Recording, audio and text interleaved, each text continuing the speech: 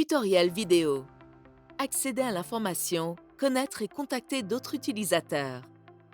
Tout d'abord, voyons comment nous pouvons accéder et filtrer les informations disponibles sur la plateforme numérique de Common Lands Network. Il s'agit de la page d'accueil.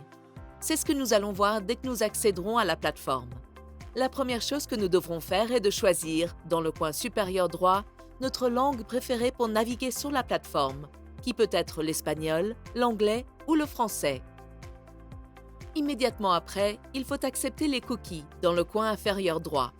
Vous verrez que nous n'utilisons pas de cookies statistiques ou commerciaux, seulement ceux qui sont indispensables d'un point de vue technique. Vous trouverez ci-dessous une carte de la région EMENA, Europe, Moyen-Orient et Afrique du Nord, avec des points rouges. Chacun de ces points rouges est un utilisateur inscrit sur la plateforme. Communauté de gouvernance communale, ONG, centre de recherche, entreprises, autres entités et individus qui partagent un intérêt pour le soutien des systèmes de gouvernance communale. En cliquant sur chacun de ces points, nous aurons accès aux coordonnées de chacun de ces utilisateurs, ainsi qu'à d'autres informations connexes. Il existe deux façons d'accéder aux informations de contact des utilisateurs. Grâce au mode visualisation, nous pouvons visualiser les utilisateurs sur la carte, sous forme de points rouges, ou nous pouvons zoomer en agrandissant une zone géographique qui nous intéresse, ou nous pouvons les visualiser par nom dans une liste alphabétique. Une autre option disponible consiste à filtrer les contacts sur la base de 3 critères. Le premier critère est le type d'identité.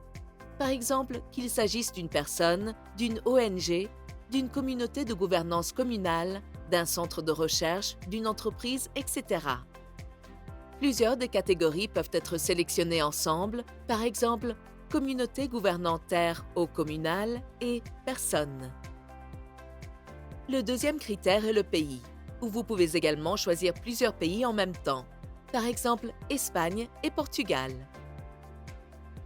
Le troisième critère est le ou les secteurs d'activité ou d'intérêt, pastoral élevage, sylviculture, spirituel sacré, etc. Nous choisissons par exemple pastoral élevage et sylviculture.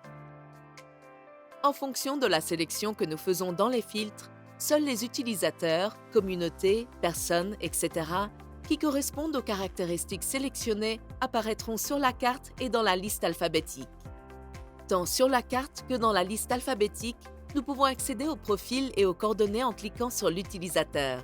Dans la section Contact du menu, il y a également une liste de pays pour lesquels il y a une personne de contact du réseau Common Lands Network.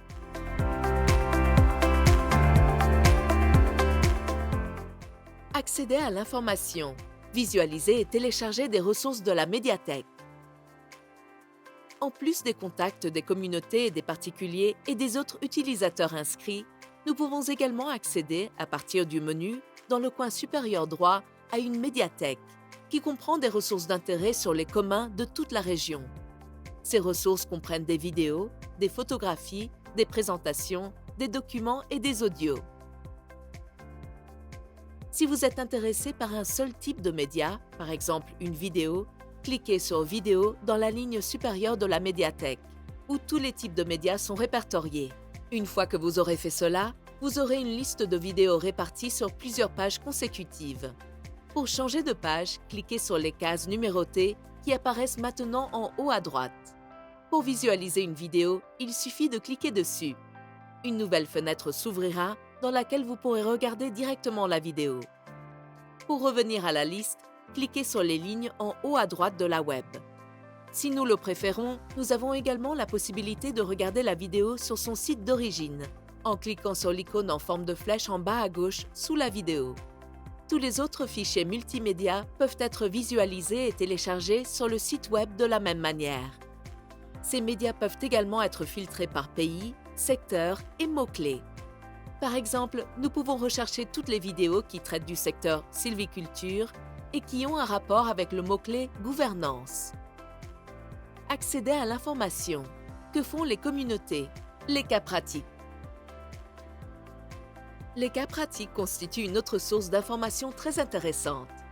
Les cas pratiques sont des initiatives d'intérêt particulier qui sont promus ou auxquels participent les communautés qui gouvernent des communs. Ils sont publiés sur le web dans le but de les diffuser, d'inspirer des idées et d'aider à trouver des solutions pour d'autres organisations ou entités. Pour accéder aux cas pratiques, retournez dans le menu, dans le coin supérieur droit, et cliquez sur les cas pratiques. Afin de filtrer les cas pratiques par thème, nous avons choisi les 10 engagements utilisés par l'organisation International Land Coalition. Il s'agit par exemple d'égalité des droits fonciers pour les femmes, d'agir efficacement contre l'accaparement des terres, de sécuriser les droits fonciers territoriaux pour les peuples autochtones, etc. Les cas pratiques sont énumérés immédiatement après les 10 engagements. Comme les éléments multimédia, ils apparaissent sur plusieurs pages que l'on peut parcourir en cliquant sur les grilles numérotées en haut à droite. Comme dans le cas du répertoire des contacts ou de la bibliothèque multimédia, nous disposons ici aussi d'un outil de filtre. Nous pouvons filtrer les cas pratiques par pays. Il est possible de sélectionner plusieurs pays en même temps, par valeur, sur la base des 10 engagements qui apparaissent en haut de la page, et enfin, nous pouvons sélectionner les cas pratiques qui sont ICA, territoire de vie, qui sont ICCA, territoire de vie. Pour chacun des cas, nous aurons le titre, le pays et un lien vers des informations plus approfondies sur ce cas pratique. Sous ce lien, il y a des points de couleur qui font référence aux 10 engagements en haut de la page, les valeurs qu'ils défendent. Si vous cliquez sur l'un des cas, vous pouvez accéder à toutes les informations le concernant. Il comprend une adresse électronique de contact, un texte explicatif et des liens pour compléter les informations. En utilisant les flèches avant et arrière, nous pouvons naviguer directement dans les cas pratiques filtrés.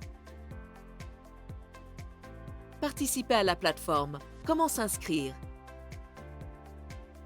Nous allons maintenant vous expliquer comment vous inscrire sur la plateforme numérique. Même si vous n'êtes pas inscrit sur la plateforme, vous pouvez accéder à tous les contacts, aux fichiers multimédia, en les téléchargeant ou en les visualisant, et vous pouvez également consulter les cas pratiques. En effet, la plateforme est conçue pour qu'elle soit librement accessible et que les informations soient disponibles pour tous. Mais l'une des principales caractéristiques de la plateforme est qu'il s'agit d'un projet collaboratif, où il est facile pour tout utilisateur de diffuser et de partager des informations en les téléchargeant sur le site web. Pour télécharger des informations sur le site web, vous devez vous inscrire. Lorsque vous vous enregistrez, vous êtes inscrit dans le répertoire et vos coordonnées sont accessibles au public. Pour vous inscrire, cliquez sur l'icône du bonhomme dans le coin supérieur droit de la page d'accueil. La page à laquelle nous accédons nous propose 2 options, s'inscrire ou entrer. Si nous sommes déjà inscrits, nous pourrons entrer dans notre compte avec notre nom d'utilisateur et notre mot de passe. Mais si ce n'est pas le cas, nous devrons cliquer sur la flèche située sous « S'inscrire ». Une fois que nous aurons accédé au formulaire d'inscription, nous devrons saisir une adresse électronique et choisir un mot de passe. Immédiatement après, nous devrons préciser dans « Entité » si nous allons inscrire une personne individuelle, une communauté, une ONG, etc. Et c'est au moment de faire cette sélection qu'apparaîtront les champs à remplir spécifiques à chacun de ces types de personnes ou d'entités. Pour cet exemple, nous choisirons « Communauté qui gouverne des communs ». Une fois le type d'entité choisi, nous devrons remplir les données relatives à l'adresse électronique de contact, la localité, etc. Ce sont les données qui apparaîtront dans le répertoire et grâce auxquelles les autres utilisateurs pourront nous contacter. Nous avons également la possibilité de choisir nos secteurs d'intérêt, sylviculture, pêche, etc. En fonction de notre choix, nous apparaîtrons ou non dans le répertoire lorsque d'autres utilisateurs utiliseront les filtres. Dans la description, nous pouvons inclure un texte, avec des liens si nous le souhaitons, où nous présentons notre communauté, dans ce cas, ou l'entité que nous enregistrons. Cette description peut également être incluse en anglais et en français, afin qu'elle apparaisse également aux utilisateurs qui utilisent la version anglaise ou française de la plateforme numérique. Pour ce faire, cliquez sur les petits drapeaux qui apparaissent dans le coin supérieur droit de la zone de texte. Il est toujours fortement recommandé d'inclure un logo ou une photographie. Les sites web sont des outils très visuels. Enfin, pour nous inscrire, nous devons accepter la politique de confidentialité et les conditions d'utilisation, que nous pouvons consulter en cliquant sur les textes respectifs.